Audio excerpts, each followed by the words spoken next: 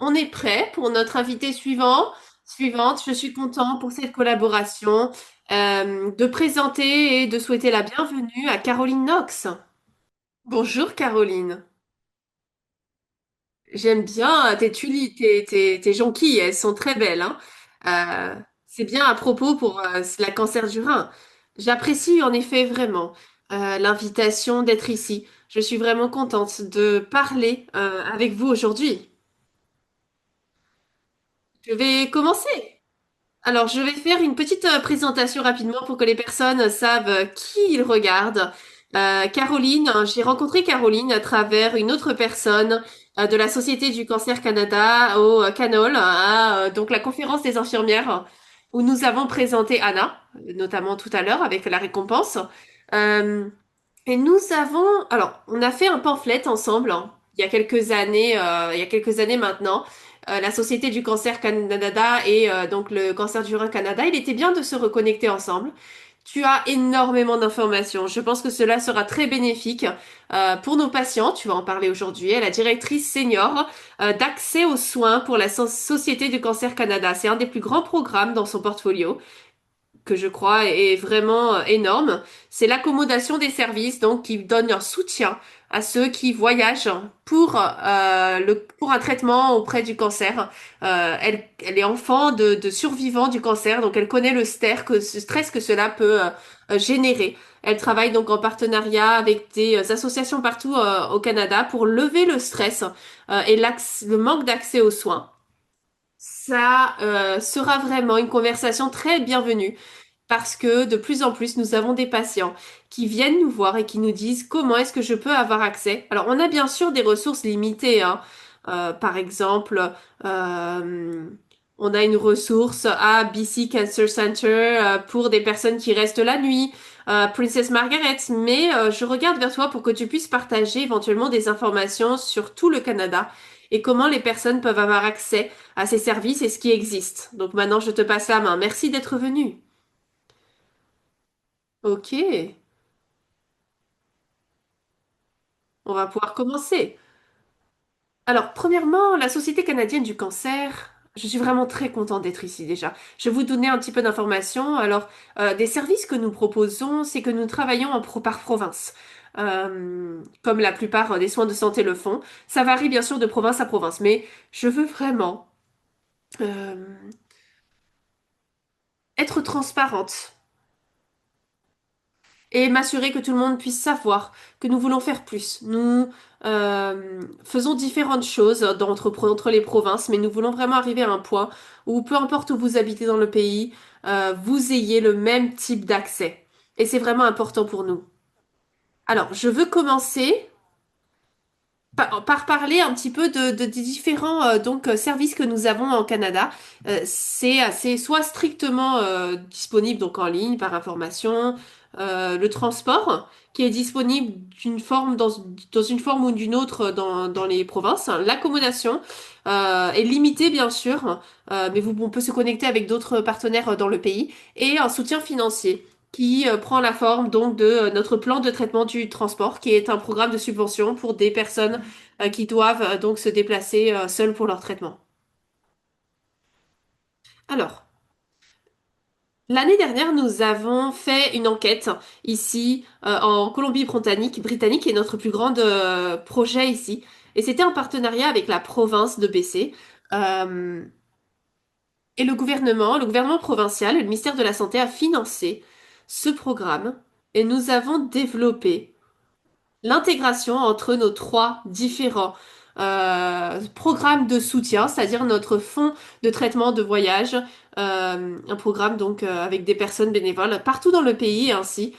Ces programmes sont disponibles dans différentes combinaisons en fonction des problèmes auxquels vous faites face. Actuellement, dans la Colombie-Britannique, ils sont le plus robustes et disponibles. Nous avons donc des hébergements près du centre de santé de cancer, Prince George et Victoria, à Vancouver et Columbia.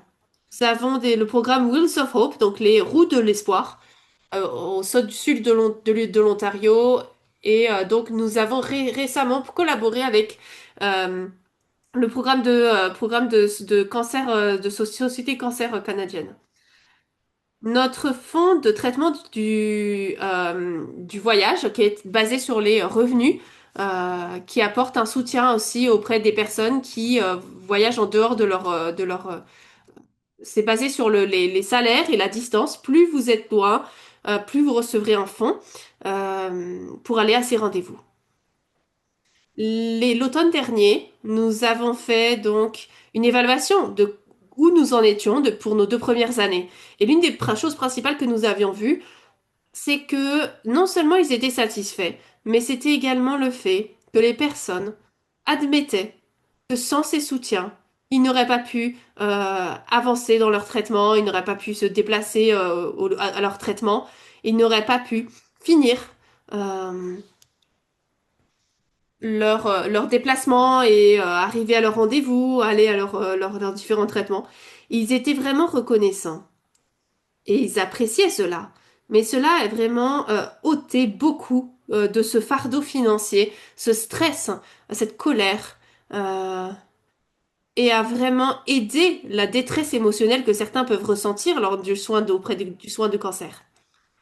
Et ça, c'était énorme pour nous. C'était vraiment un élément important, une évaluation importante, puisque n'avions pas réalisé, je pense, l'étendue à laquelle ces choses euh, pesaient sur les gens. Donc même juste l'idée, comme quoi on peut améliorer le bien-être des gens, même au moment même où ils traversent un parcours de cancer. Ils doivent s'occuper de tellement de choses qu'ils n'ont pas besoin de s'occuper de ça. C'est vraiment de là où nous avons commencé avec ces programmes. Nous voulons ôter les choses que les personnes ne devraient pas, desquelles elles ne devraient pas se préoccuper. Comment est-ce qu'on couvre ces choses et comment est-ce qu'on s'assure que les gens savent que ça existe. Et c'est là où nous avons vraiment mis en place l'objectif de nos guides, de tout ce que nous avons mis en place pendant les 3 premières années de ce programme. Nous devions nous assurer que tout le monde sait ce qui est disponible pour eux lorsqu'ils sont prêts à l'entendre. Et je sais que Christine, tu as parlé hein, dans la dernière présentation des informations énormes que les personnes reçoivent. Et lorsque les personnes entendent cancer, ils s'arrêtent. Ils arrêtent de réfléchir. Toutes les autres choses, ils n'y pensent plus et ils ne processent plus d'informations. Ils se rentrent chez eux et ils réfléchissent non seulement à j'ai le cancer, mais également à toutes les choses qui vont avec. J'ai le cancer et je peux pas aller au travail.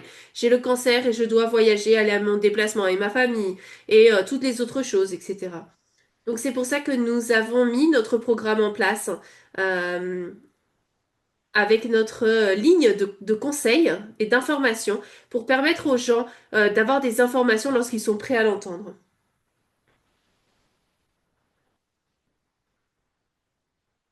Et ça, c'est une très belle diapo pour moi parce que c'est sur l'autonomisation des patients et c'est ce que nous voulons faire vraiment. Lorsqu'ils sont prêts à entendre des choses, eh bien, nous avons l'information disponible. Mais nous voulons également nous assurer qu'ils reçoivent le soutien dont ils ont besoin et se sentir plus positifs sur le futur également, même s'ils ont des problèmes de santé et qu'ils sachent en tout cas qu'il y a un soutien, qu'il y a une organisation qui va les aider. S'assurer que les personnes savent où avoir l'aide dont ils ont besoin. S'assurer que les clients et donc les aidants, leurs membres de famille, savent ce qui est disponible pour eux et comment est-ce que nous allons les soutenir. S'assurer ainsi que même à travers leur parcours de cancer, il y a des choses, ils peuvent profiter de la vie. Même s'ils ont des problèmes de santé, ils ont un soutien pour voilà, résoudre leurs problèmes et euh, traverser leurs activités de la vie quotidienne malgré tout. Alors, l'adhésion au traitement, ça c'est le facteur le plus important et pour moi c'est la base de tout ce que nous faisons. Le taux de survie, voilà, il faut s'assurer que les gens puissent avoir un accès au traitement. Nous avions plus de 1000 personnes qui ont répondu à nous, donc sur les 3000 personnes que nous avons contactées, 1000 personnes ont répondu cette enquête et 92 personnes des personnes ont indiqué que le programme les a aidés à avoir accès au traitement. Et 77% ont indiqué que le programme leur a donné la motivation, a augmenté leur motivation pour terminer et continuer leur traitement. Pour moi, ça en dit des tonnes. Pour dire que ce que nous faisons soutient directement le taux de survie, la qualité de vie, et soutient directement euh, la motivation pour les personnes d'avancer et de continuer. Ça fait vraiment toute la différence du monde là-dedans.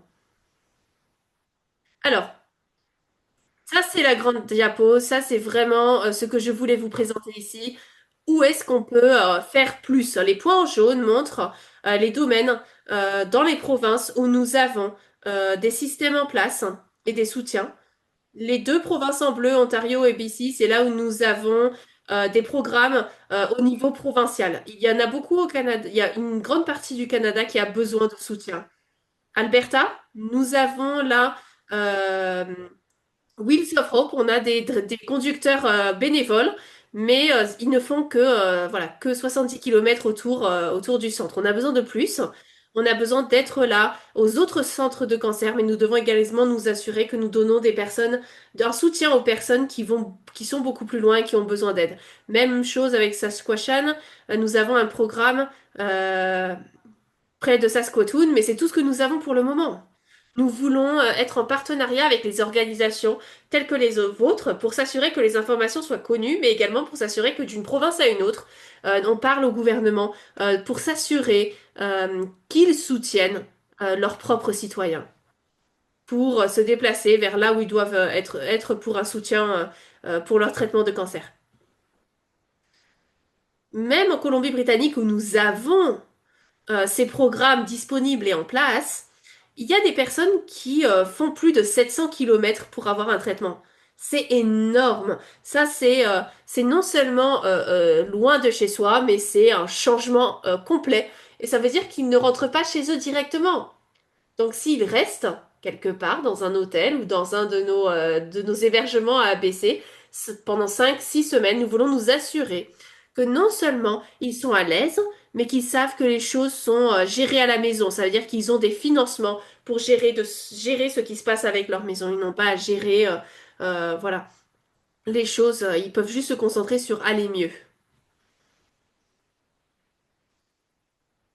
Donc là, j'ai mis un petit avion. On a ce qui se passe Air Daffodils, qui aide les personnes de Labrador à aller à Saint John. Euh, c'est dans la province, hein, mais nous sommes en partenariat avec Hope Air, qui fait le trajet entre le pays et qui soutient les patients en donnant des vols gratuits interproventionnellement à travers donc le pays euh, pour recevoir leur traitement de cancer.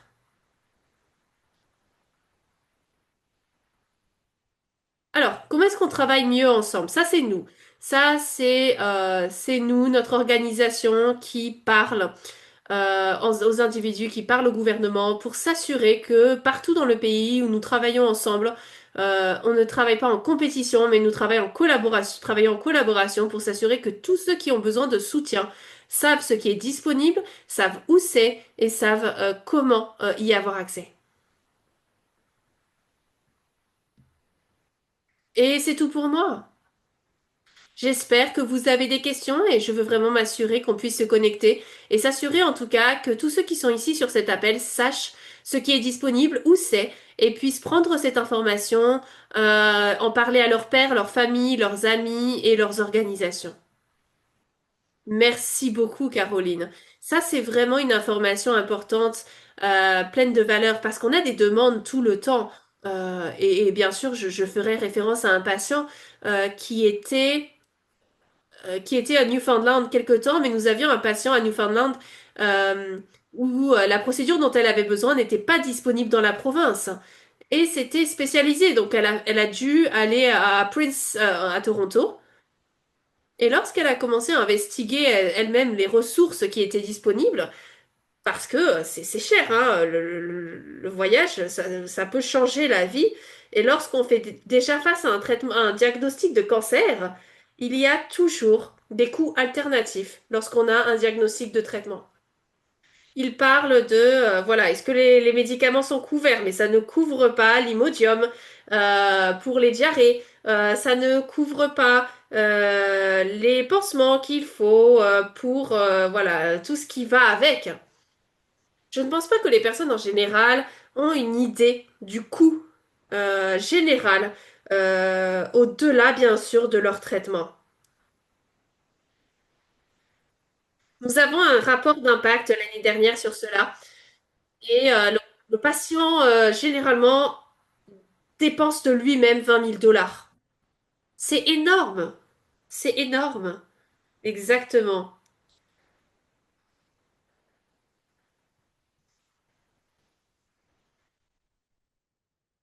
Dans un pays qui met en valeur son soin de système, voilà, c'est pas gratuit. Il y a des choses qui ne sont pas gratuites.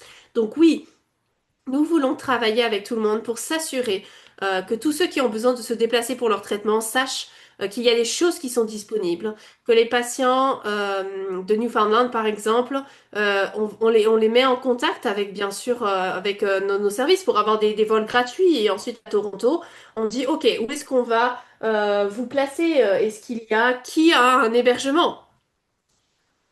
Donc l'un de nos services, comme la helpline donc d'information cancer, a beaucoup d'informations et de sur tous les services sociaux et garde à l'esprit tout ce qui est disponible dans chaque communauté. Donc si vous les appelez, vous leur dites, bah écoutez, euh, je dois aller à Toronto, je veux aller à Ottawa. Ils vont dire, ok, et ben voilà les choses qui sont disponibles à Ottawa. Voilà, tous les services, toutes les organisations qui peuvent vous aider lorsque vous allez y arriver. Ce sont celles qui vont vous aider à y aller. Et ensuite, une fois que vous serez là-bas, eh bien voilà. Et on garde ça à jour, hein. C'est vraiment un système très robuste de personnes qui mettent à jour ces données de base de données tout le temps. Donc les services de communauté sont vraiment importants pour tous ceux dans sa propre communauté ou alors s'ils doivent aller dans une autre communauté, se déplacer pour avoir un traitement. Dans Saskatchewan, on n'a pas d'hébergement, on n'a pas d'autres plans, mais on a des hébergements disponibles. On peut les contacter pour cela. Saskatchewan, en effet, avec les informations, en tout cas, on pourra les ramener vers vous pour savoir où est-ce qu'ils ont des besoins de ressources. Comment est-ce que nos patients peuvent trouver les personnes disponibles? Eh bien, appelez-nous 1-800-939-3333. Ok, eh bien, je vais m'assurer que sur notre site web, nous ayons cette information. Et cela faisait partie de la conversation lorsqu'on a commencé avec ton collègue en Alberta. Nous sommes tous dans la même boîte. Nous traitons tous du cancer du rein ou d'un autre cancer. Et les défis qui vont avec cela, il nous faut jouer ensemble dans cette boîte, pas chacun de notre côté. Et ça va au-delà de notre capacité de pouvoir même penser que nous pouvons offrir ce que tu as déjà développé. Donc, collaborons, partageons, on peut partager tes informations pour qu'ils puissent trouver ce dont ils ont besoin pour traverser donc leur diagnostic de cancer, leur traitement et tout ce qui va avec. Je suis vraiment contente que tu aies mentionné le fardeau mental et émotionnel en disant qu'ils sont prêts malgré tout à recevoir l'information et que lorsqu'ils sont prêts, on leur donnera. Parce qu'il y a tellement d'informations qui nous arrivent d'un seul coup et on n'est pas prêt. Euh, Ça nous dépasse. En effet, c'est lorsqu'on rentre et qu'on s'assoit et que on est assis et qu'on se dit, oh waouh, il y a toutes ces autres choses auxquelles je dois réfléchir. Et c'est pour ça que nous avons des informations en ligne, c'est pour ça que nous avons des informations disponibles, parce que vous n'êtes pas prêt à l'entendre tant que vous n'êtes pas prêt à le recevoir. Il faut, les premiers moments en tout cas, où vous avez le cancer, c'est vraiment un choc. Et ensuite, ma famille, et ça, et ça. On ne pense pas aux logistiques de cela jusqu'à plus tard.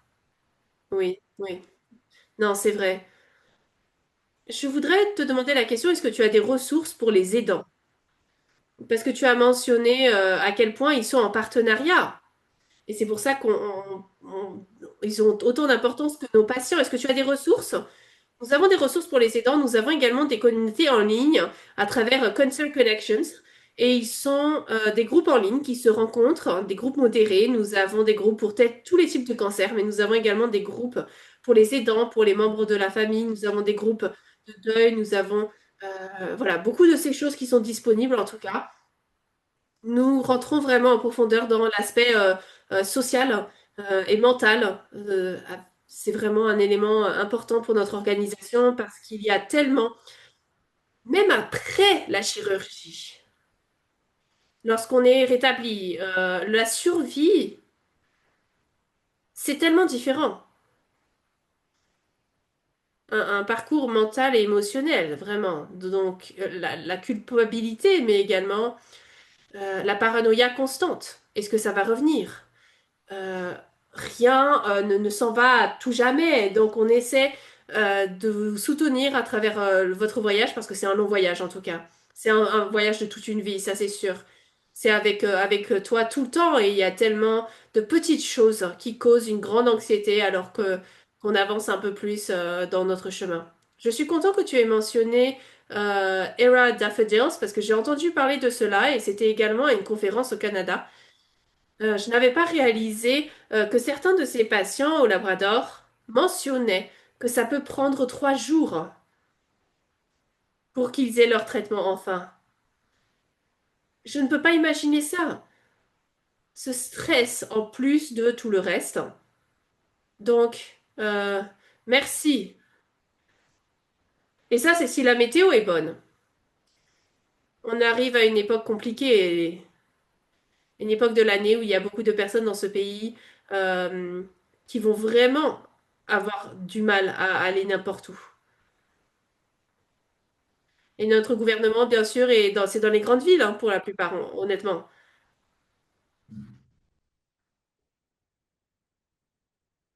Il y a, voilà, ceux qui représentent hein, des domaines ruraux, la plupart du temps, sont dans les villes. Tout à fait. Et tu mentionnais les 700 kilomètres. J'ai eu un patient qui vivait à Sainte-Marie, qui a dû voyager à Thunder Bay pour son opération, et c'était 9 heures de voyage à travers une météo horrible d'hiver. Donc beaucoup de personnes ne réalisent pas, et c'est pour ça que c'est vraiment proche de mon cœur ce cas des endroits ruraux, pouvoir avoir un service pour eux, et c'est pour ça que nous faisons cela une conférence virtuelle. Parce que je pense que la majorité de nos patients sont dans des endroits qui ne pourront jamais venir à une session en présentiel, donc nous voulons qu'ils aient cette information spéciale également. Je ne peux pas te remercier assez, en tout cas merci de nous avoir rejoints. Je ne vois pas de questions directes à toi, mais je pense qu'ils viendront après. Nous vous allons nous assurer en tout cas d'avoir les numéros et je te parlerai par la suite et tous les autres membres de la Société canadienne du cancer. Nous voulons pouvoir avoir cette information, en tout cas sur notre site web. Ça prendra un peu de temps, bien sûr, mais voilà, on voudrait en tout cas avoir l'information disponible sur notre site web pour que ce soit plus facile pour nous de dire, bah, regardez sur notre site web, il y a toutes les informations avec le projet de la Société canadienne du cancer. Merci, merci beaucoup.